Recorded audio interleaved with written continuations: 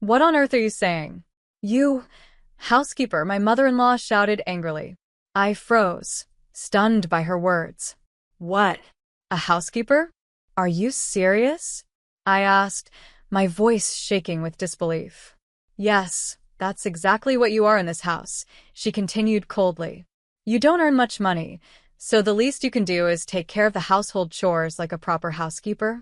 Before I could respond, my father-in-law chimed in. We wouldn't have any problems even if you weren't here. You're not that important. My mother-in-law smirked and added, we'd manage just fine without you. I clenched my fists, trying to stay calm despite the sting of their words. Taking a deep breath, I replied firmly, fine. If that's how you feel, I'll leave without a second thought. Let me introduce myself. My name is Janice. I'm a 33-year-old housewife, married to my husband, Austin, for the past 3 years. We have a beautiful 3-year-old daughter together. Ours was what people call a shotgun marriage. Austin and I were high school classmates, but we hadn't kept in touch after graduation. A few years ago, we met again at a class reunion, and sparks flew. 3 years into dating, I discovered I was pregnant, and we decided to get married. At the time, we were both in our late 30s. It was a perfectly normal age to start a family, so there wasn't much judgment about our decision. Having our daughter felt like a blessing, and in many ways, her birth made my transition to motherhood smoother. Austin and I were happy together.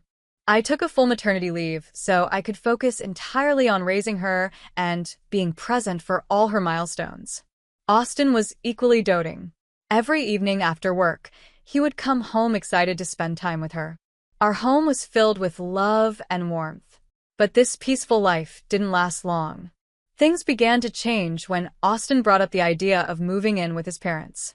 One evening, as we sat down after dinner, he casually said, Sky, my parents have been asking me for a while to move in with them. I was taken aback. Why?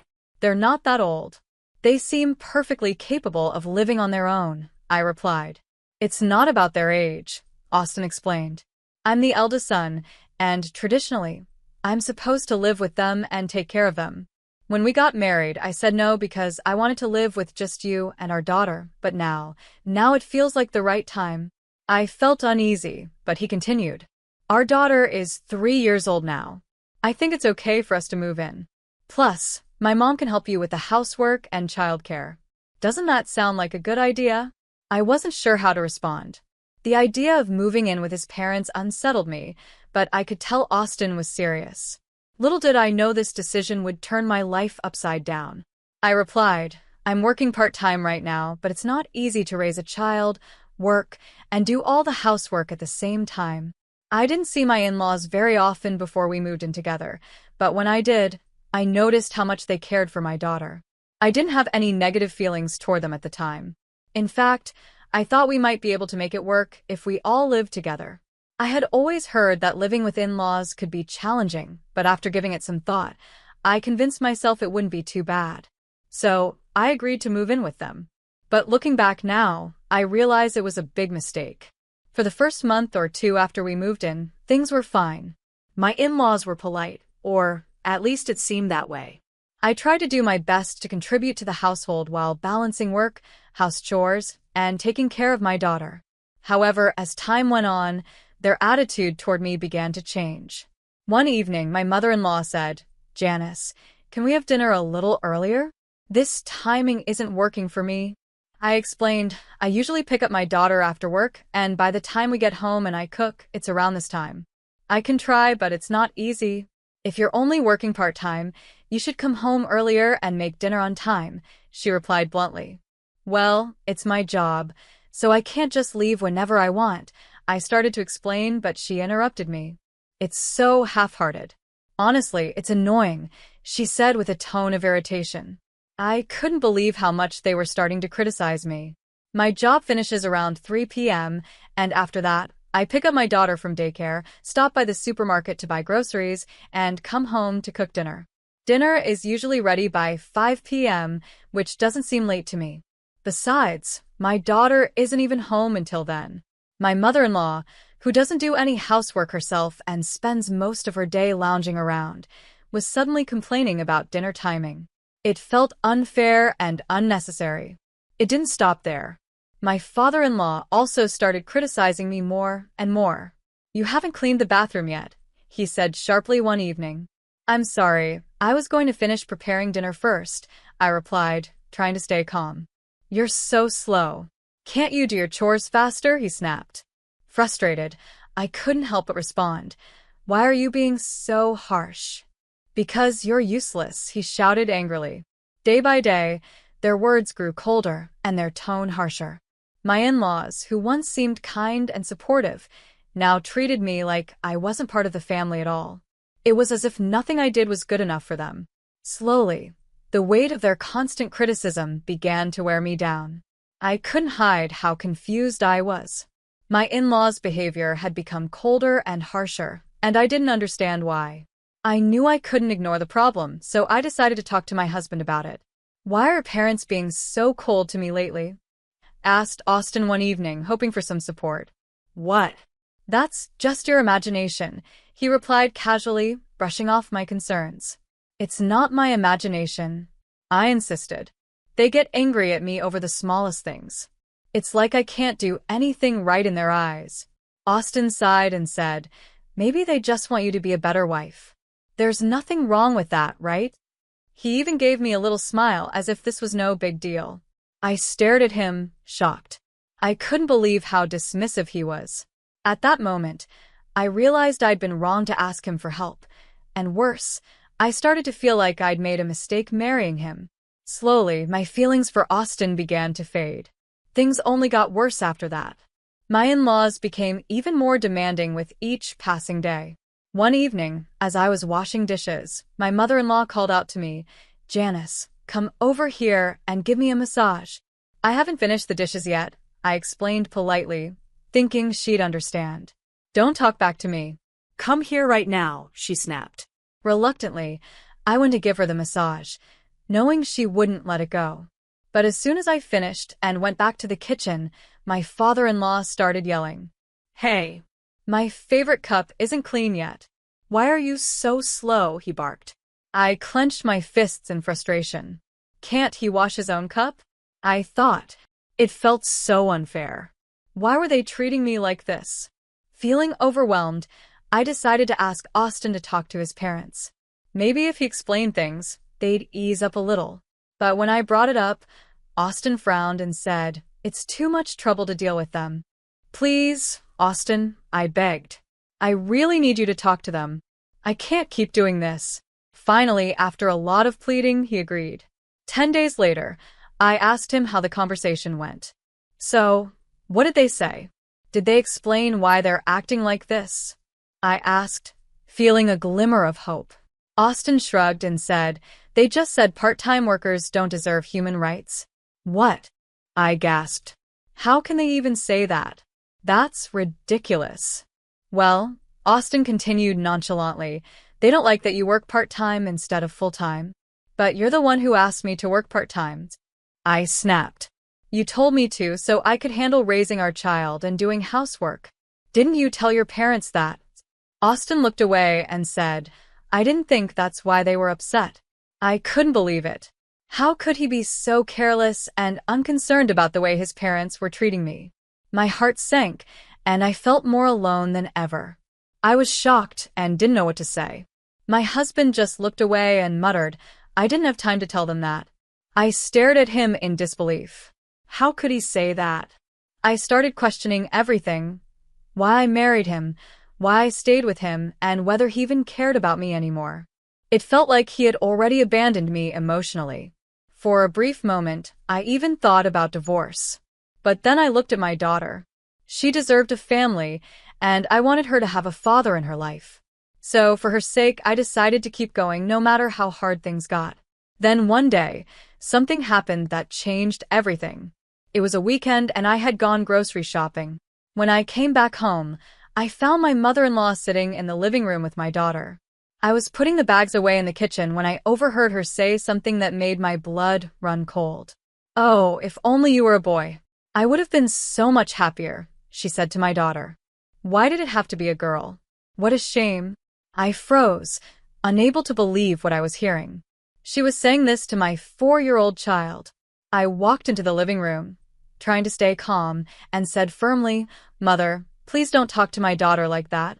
My mother-in-law looked startled and quickly said, "Oh, I didn't know you were home. Take back what you just said," I demanded. "Take it back? Why should I?" "I meant it," she replied, her voice sharp. I took a deep breath, trying to keep my anger in check. What if she remembers what you said? What if it affects her? She doesn't even understand what I said. "You're overreacting," my mother-in-law excused herself with a dismissive wave. But I had already lost my patience. "It's not about whether she understands right now. It's about what you're teaching her. I won't let you talk to her like that again. You won't harass my daughter," I said angrily. "Harass," she shouted back. "When have I ever harassed anyone? You're being ridiculous." I couldn't believe her denial. "Are you pretending not to know? If you're truly unaware, then you have a very twisted way of thinking," I snapped. You think I'm twisted?" she stammered, her voice rising with anger. "What are you even saying, housekeeper?"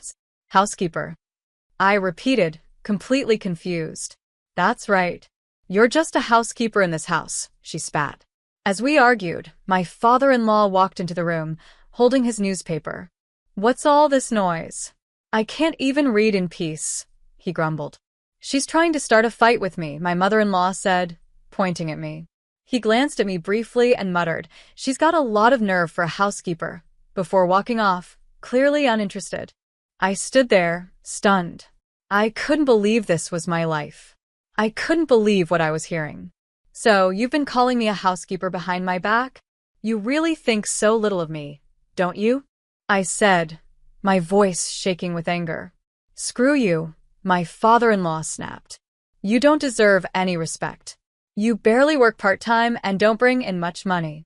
That's why you're just a housekeeper here. You're lucky we even let you stay. And how dare you challenge your mother-in-law?" he added. "You're worse than a housekeeper. You should leave already." Then my mother-in-law jumped in. "You probably got pregnant just to trap our son and take his money. That's the kind of woman you are. But honestly, we'd be perfectly fine without you here." I stood my ground despite their cruel words. "Say whatever you want. I've had enough of this nonsense. You all seriously need a reality check," I said firmly. At that moment, I decided I wasn't going to take it anymore. I went to my room, grabbed my suitcase, and started packing my things. My daughter watched quietly as I packed, and I promised myself I'd protect her from these toxic people. Just as I was finishing, my husband came home. He had been out fishing all day and looked surprised to see me with a packed suitcase. "Janice, what's going on? Why do you have such a big suitcase?" he asked, confused. "I've been fired," I replied coldly, not bothering to hide my anger. "Fired? What are you talking about?" he asked, his face turning pale. "I've been told I'm just a housekeeper here and that I'm not wanted. So, I'm leaving and I'm not coming back," I said, pushing past him with my suitcase in one hand and my daughter's hand in the other. My mother-in-law stood by, sneering. "Well, at least now my son's money won't be wasted on someone like you," she said with a smirk. I didn't even bother responding. I looked at my husband one last time, hoping he'd say something, anything, to stop me. But he just stood there silently, his face pale and expressionless. That was the moment I knew I was truly done. I left with my daughter and went straight to my parents' house. They welcomed me with open arms, giving me the love and support I so desperately needed. The next day, my phone rang. It was my mother-in-law. I almost didn't answer, but decided to pick up. "Hello? Do you still need something from me?" I asked, irritated.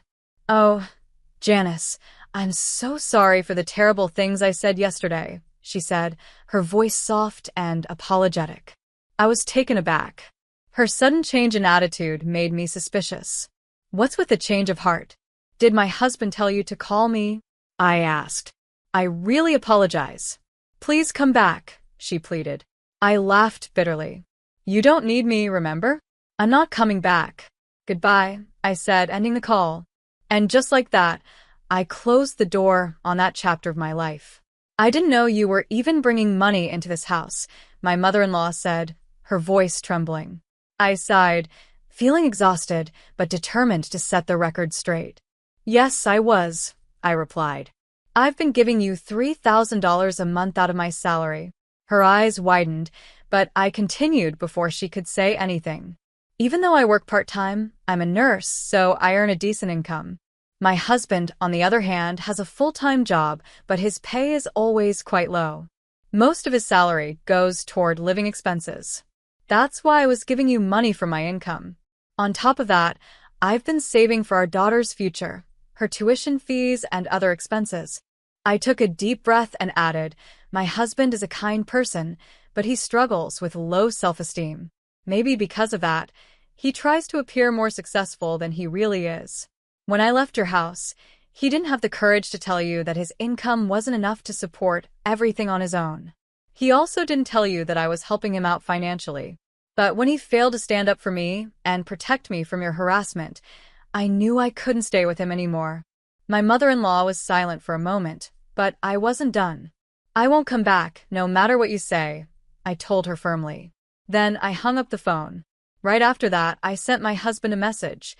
We will speak through my lawyer from now on. I blocked all their numbers, my husband's, my mother-in-law's, and my father-in-law's. I had made up my mind. It was time to file for divorce. When I filed for divorce, I asked for both child support and alimony. The alimony wasn't just for the financial help I had given them, but also for the emotional pain I had endured because of my in-laws' endless harassment and my husband's silent approval of their behavior. Now, my ex-husband is struggling. His low income barely covers the alimony and child support payments he owes me. On top of that, his parents can no longer enjoy their once luxurious lifestyle. They've burned through their savings so quickly that they're now depending on my father-in-law's retirement fund to get by. At this rate, it looks like they'll have a hard time managing for the rest of their lives. Honestly, it's not my concern anymore. I've moved on, and they're facing the consequences of their actions. I think they deserve it. Every time my ex-husband sees our daughter, he tries to ask me for help, saying he's in financial trouble. One day, when he brought it up again, I looked at him and said, if you keep asking me for help, I'm not going to let you see her anymore, I told him firmly. After that, my ex-husband stopped asking me for help. He knew I was serious and that there was no point in trying to guilt me into anything. With that chapter of my life closed, I returned to my parents' home, where I could finally start fresh. Being back with my parents was a blessing. They welcomed me with open arms and gave me the support I needed to move forward. My mother, in particular, has been a huge help by taking care of my daughter while I work. Now, as a single mother, I'm working harder than ever to provide for my daughter and build a stable future for us. Since my mother is there to look after her, I've been able to pick up night shifts again, which has increased my income significantly. Working nights can be tiring, but knowing I'm doing this for my daughter gives me all the strength I need. Every day, I feel grateful for my parents' love and support, which allows me to focus on my job and my daughter. My little girl is my biggest motivation. Watching her grow up happy and healthy makes every challenge I face worthwhile. Her smile reminds me why I work so hard. It's all for her future. As I move forward, I'm determined to create a good life for us. I've set goals for myself, not just financially but emotionally as well. I want my daughter to grow up feeling secure, loved, and proud of her mother. I want to show her that even when life gets tough, you can overcome anything with hard work and determination. Life as a single mother isn't always easy, but it's also incredibly rewarding. I'm learning to balance work, parenting, and my own personal growth. Every step I take is one step closer to the life I want for us, a life filled with love, stability, and opportunity. Thank you for taking the time to read my story. If you've enjoyed it, please consider supporting by subscribing to the channel.